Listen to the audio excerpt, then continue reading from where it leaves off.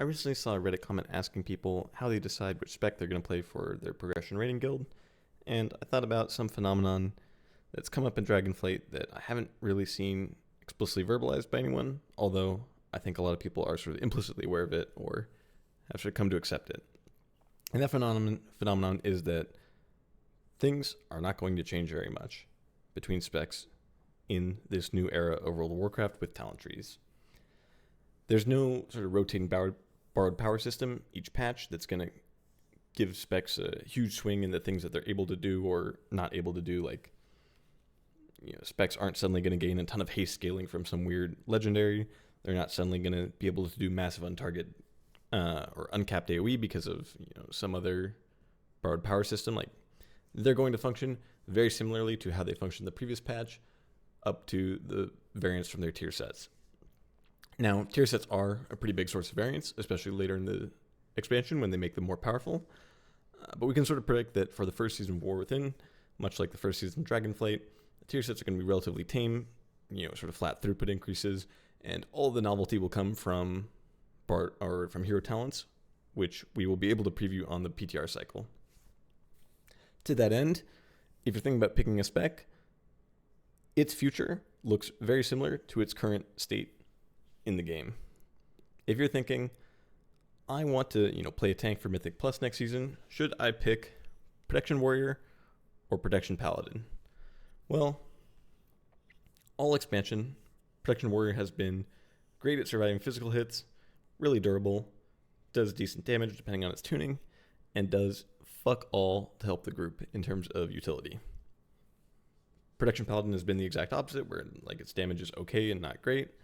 It's pretty tanky,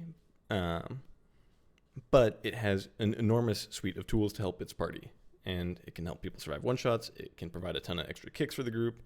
It does a lot of off-healing, has a bunch of utility. Now, hero talent trees might change this, but we've already seen one tree for each tank spec, and Warrior got an Intervene Magic Absorb Shield. That's something, but that's about it. Whereas Protection Paladin got this fucking massive tree of holy armaments that give people 20% HP absorb shields and can target, people specifically, and a bunch of other things built into this sort of holy armaments playstyle.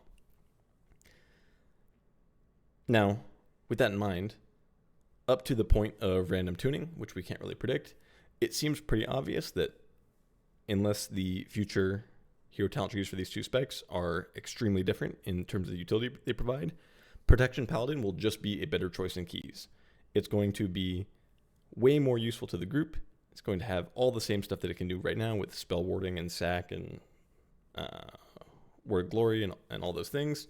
Whereas Protection Paladin will have Shockwave and Stormbolt and nothing else. This isn't maybe as true in the past, where these specs might be getting a bunch of new Legion legendaries that unlock over time, or multiple new borrowed power system each tier that could shore up their weaknesses or give them a bunch of new toys to play with. No, these specs are going to be very similar to how they played in the past. If you're playing a DPS, Unholy DK in 11.0 is going to have a bunch of burst in its 3 minutes and do not very much outside of it, and it's going to struggle to get both AoE and single target damage from its talent tree. That's just true unless it has a crazy new hero talent tree. Enhancement Shaman in 11.0 is going to have good priority damage, some funnel, good 6 target sustained AoE, and really bad uncapped burst AoE. Nothing is going to change that. It's still going to have relatively weak cooldown windows. It's still going to be the same spec that it's played for all of Dragonflight, unless it gets some crazy new shit in its hero talent tree. But by mid-June, mid-July, when we've seen all the hero talent trees on PTR, we will be able to say all the things that are good about each spec and whether or not they are better or worse at new things than they were in the past. And to that end, if you're picking a spec, you can look at what things are good at now, what they're bad at right now, and pretty safely predict that they're going to be good and bad at those things in the foreseeable future. Going back to the original commenter's question about playing a spec for raid, if you want to play a ranged spec, maybe you're deciding between mage or balanced druid. It's well, both of them bring a raid buff, but we've seen clearly that it's much easier to get the druid raid buff from other specs, and Balanced Druid has a bunch of problems surviving damage in raids with the really terrible defensives. And unless we know that the first raid of War Within has a bunch of spread out cleave that Balanced Druid will be really good at, it's just going to be worse than Mage. You have fewer specs to win the tuning lottery on, you have much worse group utility, you have much worse raid utility, you have worse individual defensives, you have fewer different possible damage profiles that could adapt to different situations. You should just play Mage. Like, we can confidently say that right now, and maybe this has changed a little bit by the hero talent trees, but for the most part, things are going to stay the same as they are currently.